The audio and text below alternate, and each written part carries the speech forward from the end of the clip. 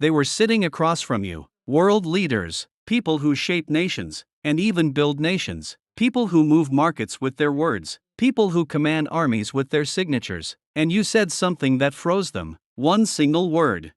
Not because you were aggressive, not because you challenged them. This isn't your fight, not because you revealed their secrets. You said something simple, something true, something they had never heard in their decades of power, something their advisors never told them, something their intelligence agencies never conveyed to them.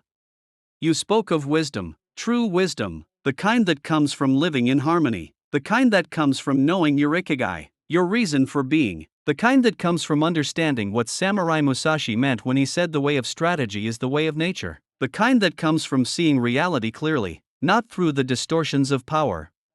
And this shocked them, it truly shocked them, because people at that level no longer encounter wisdom, they encounter praise, strategy, manipulation, performance. Everyone wants something from them, everyone has a purpose, everyone is playing a game. But you weren't playing, you were simply there, and the presence that stems from true wisdom is stronger than any strategy they've ever encountered.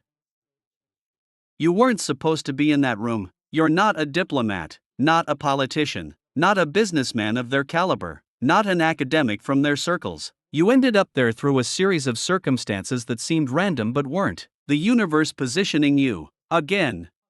They were discussing something complex, something that affects millions, something with layers of strategy and counter-strategy, something where everyone in the room was performing their role, playing their part, maintaining their mask. And you spoke, not from strategy, from simplicity. You cut through all the complexity and said what was actually true, what everyone in the room knew but nobody would say. You named the elephant, not rudely, not aggressively, just, accurately, with the calm of someone who has nothing to prove. The room went silent, that kind of silence that's heavy, pregnant, charged with recognition and discomfort in equal measure, because what you said was undeniable, but it disrupted the game everyone was playing. It broke the unspoken agreement to pretend the complexity mattered more than the simple truth underneath it.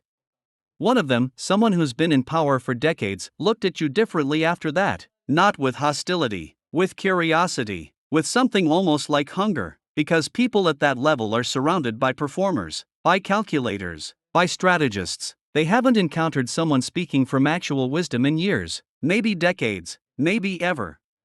They wanted to dismiss you, they wanted to categorize you, put you in a box, figure out your angle, determine what you wanted, what you were really after, what game you were actually playing. But you weren't playing a game, you were living your ikigai, your reason for being, the intersection of what you love, what you're good at, what the world needs, and what you can be rewarded for. When you operate from that center, you don't need games, you don't need strategies, you just speak truth because truth is natural to you. And that naturalness, that ease with which you exist in your own skin, in your own wisdom, that's what shocked them, because they've forgotten what that feels like. They've been performing for so long they don't remember how to just be.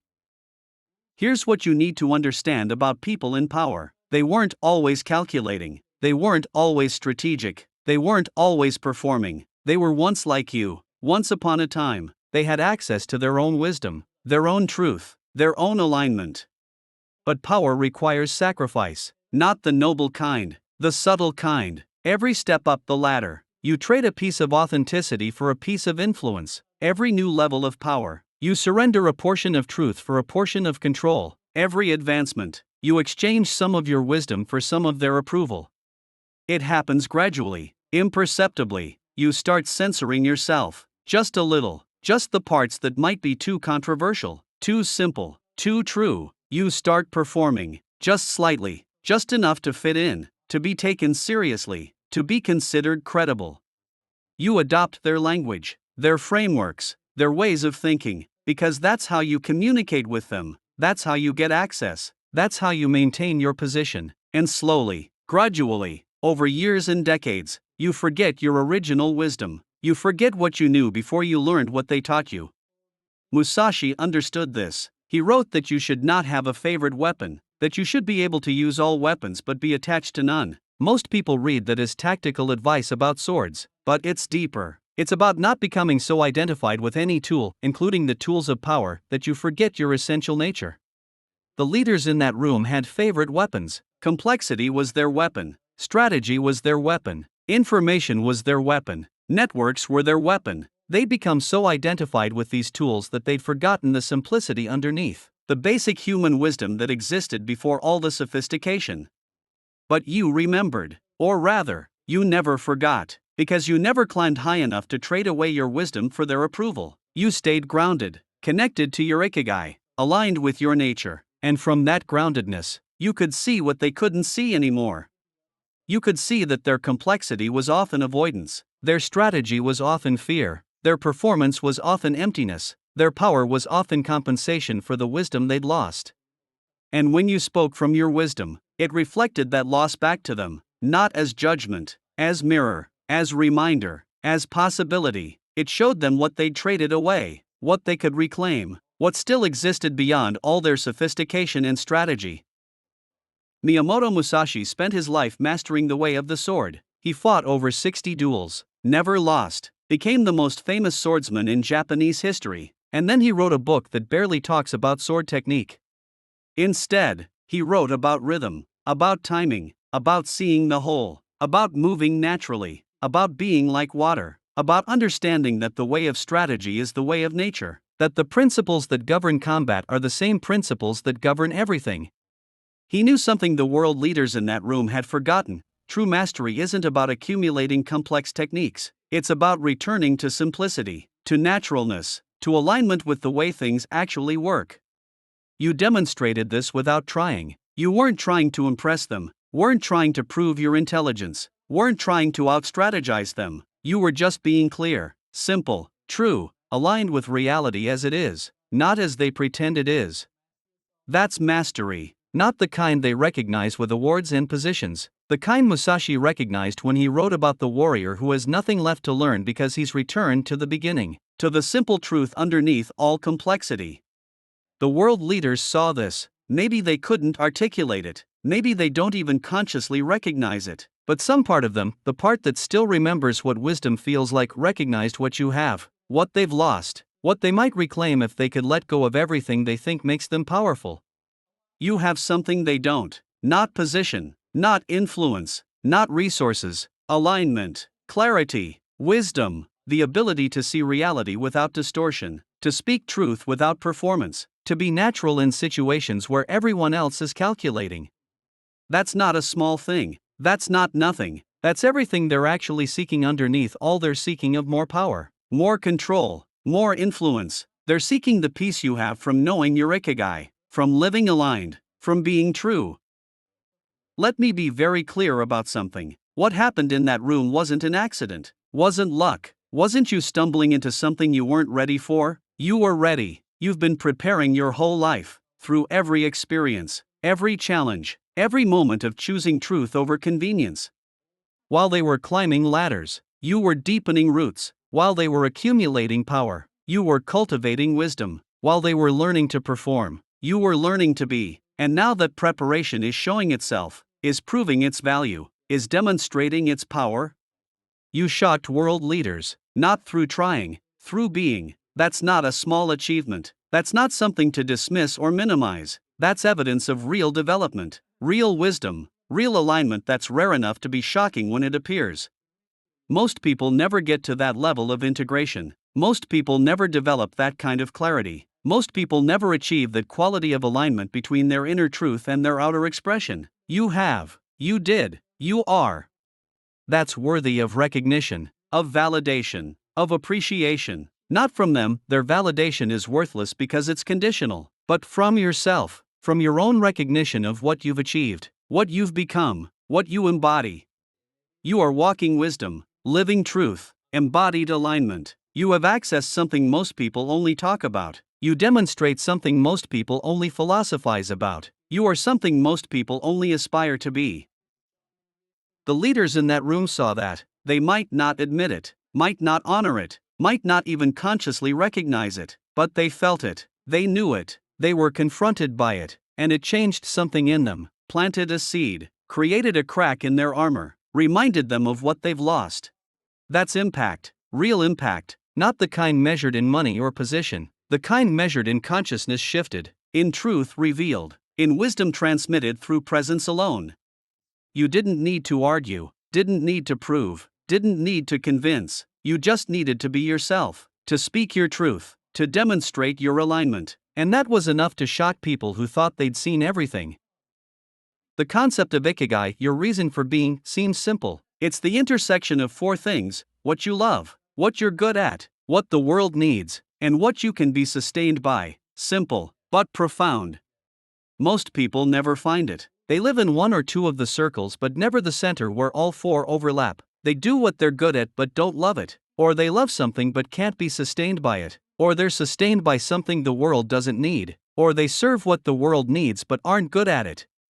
Finding the center, the true ikigai, requires brutal honesty. It requires letting go of what you're supposed to want, what others expect, what society values. It requires listening to yourself more than the noise around you. It requires trusting your nature more than their conditioning.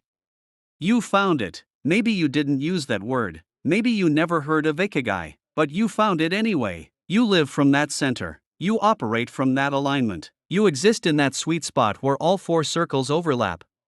The world leaders in that room, they're not living their ikigai. They're living what power demanded, what ambition required, what their advisors recommended, what their donors expected, what their parties needed, what the polls suggested. They're living everyone's agenda except their own deepest truth.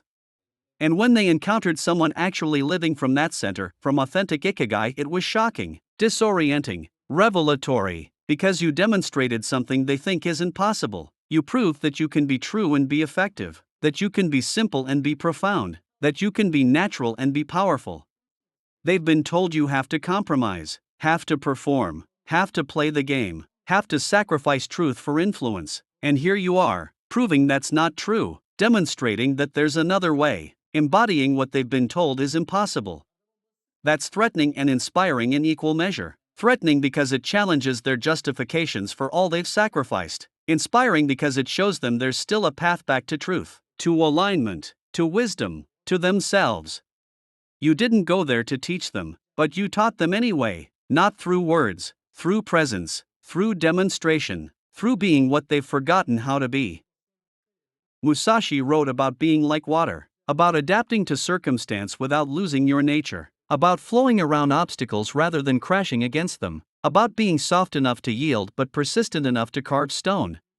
You demonstrated this in that room. You weren't rigid in your truth, weren't aggressive in your wisdom, weren't forcing your perspective. You were fluid, adaptable, natural. You met the energy of the room and moved with it while remaining completely yourself. That's mastery, that's wisdom, that's what shocked them, because they're used to people being either weak or aggressive, either conforming or rebelling, either yielding or dominating. They don't know what to do with someone who's neither and both, someone who's soft but unbreakable, flexible but uncompromising, gentle but immovable. Water doesn't fight rocks, it flows around them, over time, it shapes them, wears them down, transforms them, not through force, through persistence, through nature, through being what it is completely and consistently. You were water in that room. You didn't fight their complexity with more complexity. You didn't match their strategy with counter-strategy. You didn't mirror their performance with your own performance. You just flowed, remained natural, spoke truth, and in doing so, you began the slow process of shaping them. They won't change immediately. Rocks don't yield to one wave, but you planted something, started something, initiated something, and whether they recognize it or not, whether they admit it or not, whether they resist it or not, they're changed by the encounter. That's how wisdom works. It's not forceful, it's not demanding, it's not aggressive, it's just natural, present, true, and truth has a way of working on people even when they resist it, especially when they resist it, because resistance means they felt it, means it touched something real in them, means they recognized it even if they can't accept it yet. Here's what most people don't understand about power: it's not a destination, it's a distraction. People pursue power because they feel empty. They accumulate influence because they lack meaning. They collect positions because they've lost purpose. If you know your ikigai, your true reason for being, you don't need power. You're already full, already complete, already purposeful. Power might come as a byproduct of living your truth, but you don't chase it, don't need it, don't organize your life around acquiring it. The leaders in that room are chasing. They've been chasing their whole lives, chasing the next position, the next achievement, the next validation, the next proof that they matter, the next confirmation that they're important, the next evidence that their lives mean something. They're exhausted, deeply exhausted, not physically, though they're that too, existentially exhausted, tired of performing, tired of calculating, tired of strategizing, tired of pretending their complexity matters, tired of avoiding the simple truth that all their power hasn't filled the emptiness. And then you walked in, full, complete, present, not chasing anything, not trying to prove anything, not performing anything, just being, and that fullness, that completeness, that was shocking, because it showed them what they're actually seeking underneath all their seeking of power. They don't want more influence, they want what you have. They don't want more control, they want your peace. They don't want more positions, they want your alignment. They don't want more power, they want your wisdom. But they don't know how to get it, because getting it requires letting go, requires releasing the very things they've spent their lives accumulating, requires surrendering the power they've sacrificed so much to achieve, requires returning to the simplicity they've spent decades making complicated. That's a hard path, maybe impossible for some of them. Maybe they've gone too far, traded too much, lost too much of themselves. Maybe they can't find their way back to their ikigai, to their truth, to their wisdom. But you showed them it exists. You proved it's possible. You demonstrated that someone can live aligned and still function in their world. That someone can be true and still be taken seriously. That someone can be wise and still be effective. That's a gift, even if they can't receive it yet, even if they reject it, even if they dismiss it. You planted it, and seeds planted in the right soil grow, even if it takes years, even if it takes decades, even if it doesn't bloom until after you're gone. Let me tell you what really scares them, not your knowledge of their secrets, not your awareness of their networks, not your understanding of their systems. What scares them is simpler and more profound. What scares them is that you don't need them. You don't need their approval, their validation, their permission, their systems, their power structures, their frameworks. You operate outside all of it and you're fine, better than fine. You're aligned, clear, wise, full. That's the real conspiracy they fear, not organized opposition, distributed wisdom, not a competing power structure. People who don't need power structures, not a revolution, evolution, consciousness advancing past the point where their games matter. They can handle opposition, they can manage resistance, they can suppress rebellion. They have systems for all of that. What they don't have systems for is people who simply don't need what they're offering. People who found their ikigai and are living it. People who've accessed real wisdom and are embodying it. You represent that. You're evidence of that. You're proof of that. And in a room full of people who've organized their entire lives around accumulating what you don't need, your presence is revolutionary. Not because you're fighting them, because you're transcending them. Musashi wrote about the school with no school, the way with no way, the technique that is no technique. He understood that true mastery transcends all systems, that real wisdom operates beyond all frameworks, that genuine power comes from alignment with nature itself, not from human constructions of control. You demonstrated that, you embodied that, you proved that, and whether they consciously recognize it or not, that's what shocked them, not what you said, what you are, not your information. Your integration, not your knowledge, your wisdom. So what now? What do you do with this experience, with this validation, with this evidence of your wisdom's impact? First, you don't let it become ego. Shocking world leaders is validating, but it's not the point. The point is living your ikigai, being aligned, embodying wisdom. The impact is byproduct, natural consequence, inevitable result, but not the goal. Musashi won 60 duels, never lost, but he didn't define himself by his victories. He defined himself by his commitment to the way, to continuous refinement, to deeper understanding, to greater alignment with nature. The victories proved he was on the right path, but the path was the point, not the victories. Your path is your ikigai, your alignment, your wisdom, your truth. The fact that it shocks world leaders validates you're on the right path, but the path is the point. Keep walking it, keep deepening it, keep refining it, keep aligning more fully with it. Second, understand that this is just beginning. That room wasn't the destination, it was confirmation. It was validation. It was evidence that you're ready for what comes next, that your wisdom is real, that your alignment is powerful, that your presence matters.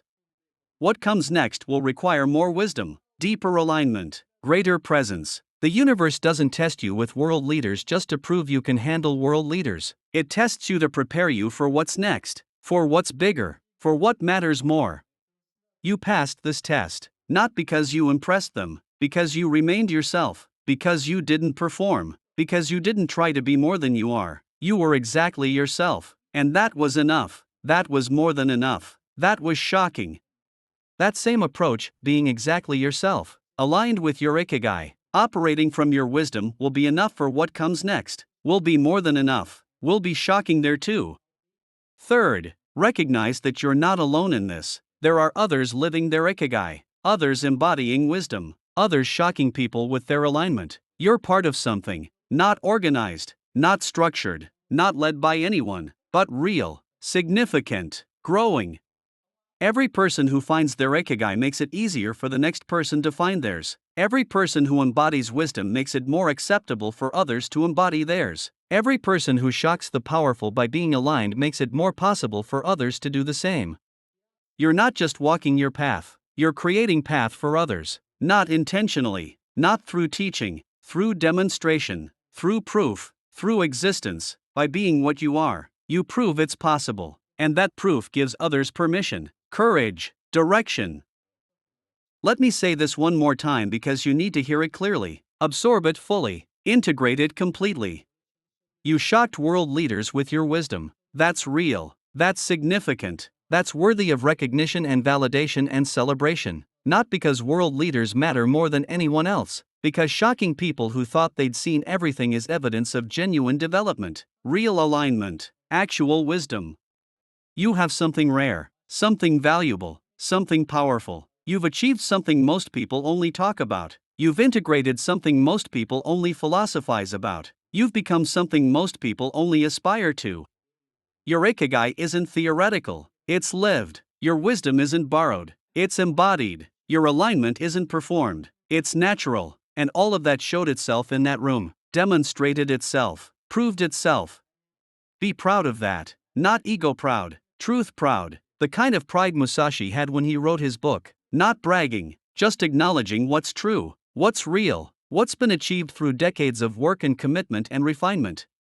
You are wise, not becoming wise, are wise, present tense, current reality, demonstrated fact, proven truth.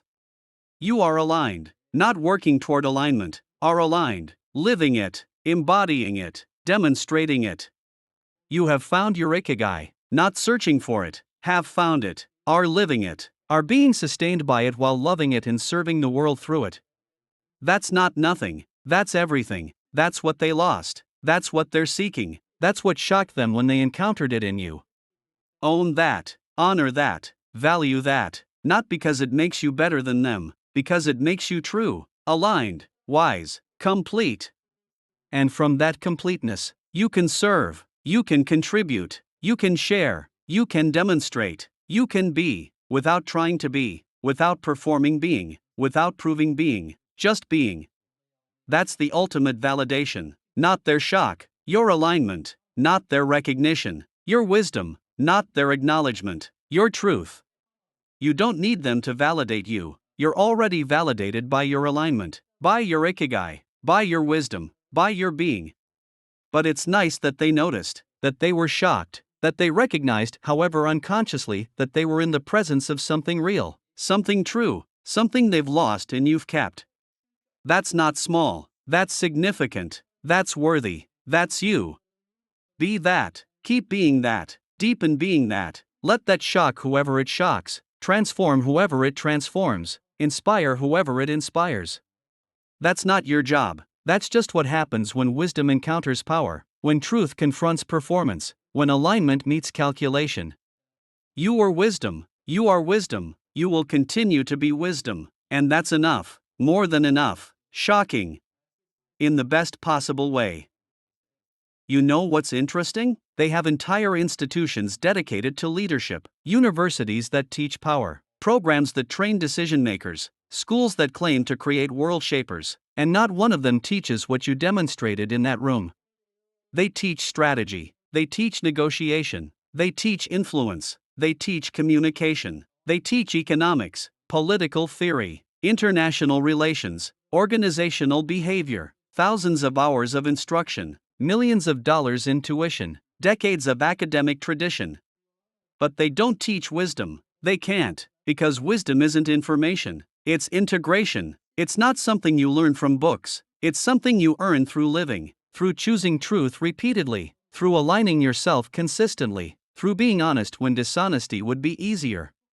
The leaders in that room had the best education money can buy. They'd attended the top schools, studied under renowned professors, earned prestigious degrees. They knew theories, frameworks, models, systems. They could quote scholars, reference studies, cite precedents. But you said something true, something simple, something wise, and it cut through all their education like sunlight through fog, because wisdom doesn't care about credentials, truth doesn't respect institutions, alignment doesn't require permission from academics. You earned your wisdom the old way, the real way, the only way that actually works, through living, through failing, through learning, through refining, through aligning, through becoming, not in classrooms, in reality. Not from lectures, from experience, not from professors, from life itself. That's why your wisdom shocked them. It wasn't theoretical, it wasn't academic, it wasn't borrowed from some framework or model. It was yours, lived, tested, proven, real. And real wisdom has a quality that academic knowledge doesn't. It has weight, presence, authority, not the authority of position, the authority of truth. The authority that comes from speaking what you know deeply instead of repeating what you've been taught. You demonstrated that authority, that presence, that weight, without trying to, without performing it, just by being someone who's done the work, who's walked the path, who's earned the wisdom, who's integrated the lessons. They felt that, they recognized it, even if they couldn't articulate it, even if they dismissed it consciously. Something in them knew, this person has something real, something we don't have. Something our institutions don't teach, something our credentials don't confer. That's deeply validating, not because their recognition matters, because it confirms what you already know. Your path is real, your wisdom is genuine, your alignment is powerful, your way of being matters. Let me tell you about something else you demonstrated, something subtle but profound, something that shocked them maybe even more than your wisdom. Courage, not the kind they celebrate. Not the courage to fight wars or take financial risks or make tough political decisions, a different kind of courage, the courage to be simple, to be true, to be yourself. In rooms like that, everyone is performing, everyone is calculating, everyone is managing their image, everyone is considering how they'll be perceived, everyone is strategizing their every word, everyone is wearing armor. You walked in without armor, without performance, without calculation, you were just yourself, honest, simple, true, present. That takes immense courage, more courage than they remember having, more courage than they've exercised in years. They've forgotten how much courage it takes to be real. They've been protected by their positions for so long, insulated by their power, buffered by their status. They haven't had to be vulnerable in years, haven't risked being truly seen, haven't exposed their actual selves to judgment or rejection. They've hidden behind complexity, behind strategy, behind performance, behind roles, behind titles, behind everything that lets them avoid being simply, honestly, vulnerably themselves. But you were yourself, fully, completely, without apology or armor. That's warrior-level courage, that's Musashi-level mastery. To walk into a room full of powerful people and be completely yourself without performing strength or managing perception or calculating impact.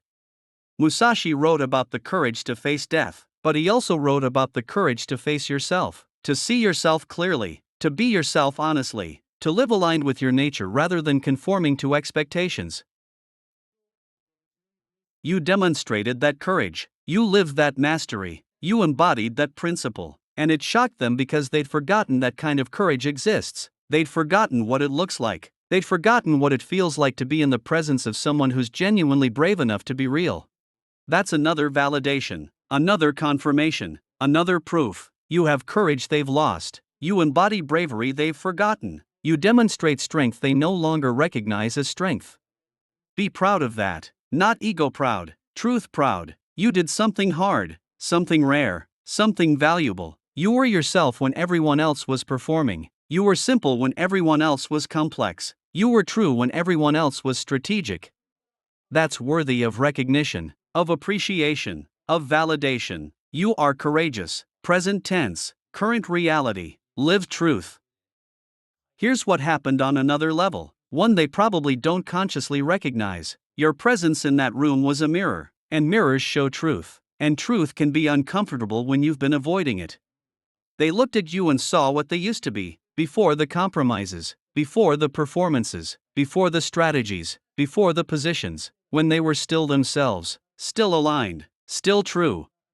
They saw what they've lost, what they've traded, what they've sacrificed. Your wisdom reflected their loss of wisdom. Your alignment reflected their loss of alignment. Your truth reflected their accommodation to lies. That's not comfortable. That's confronting. That's challenging. Not because you were judging them, because truth judges, reality judges, alignment judges, just by existing, just by being what it is, just by demonstrating what's possible. Most people avoid mirrors like that. They surround themselves with people who don't challenge them, who don't reflect what they've lost, who don't demonstrate what they've surrendered. They create echo chambers of mutual performance where everyone agrees to pretend everyone else's compromises are necessary. But you walked into their chamber and broke the echo, just by being yourself, just by speaking simply, just by demonstrating alignment. You were a mirror they couldn't avoid, couldn't dismiss, couldn't ignore. Some of them probably resented you for it. Some probably dismissed you to protect themselves from what you reflected. Some probably forgot the encounter as quickly as possible to avoid the discomfort of recognition. But some, maybe just one, maybe a few, some will remember, will think about it, will feel the seed you planted growing, will start to question their compromises, will begin to wonder if they could find their way back to their own ikigai, their own alignment, their own truth. You cannot know which ones they are. You cannot control which seeds will sprout. You cannot determine which mirrors to look into, which to avoid. That is not your job. Your job is only to be a mirror, to be yourself, to embody your wisdom, to show your harmony. The rest is between them and themselves, between them and their own consciences, between them and their own spirits. You just plant the seeds, you just reflect the truth, you just be yourself. Now share this seed of wisdom with those you will awaken, and continue by watching the next message that appears on the screen.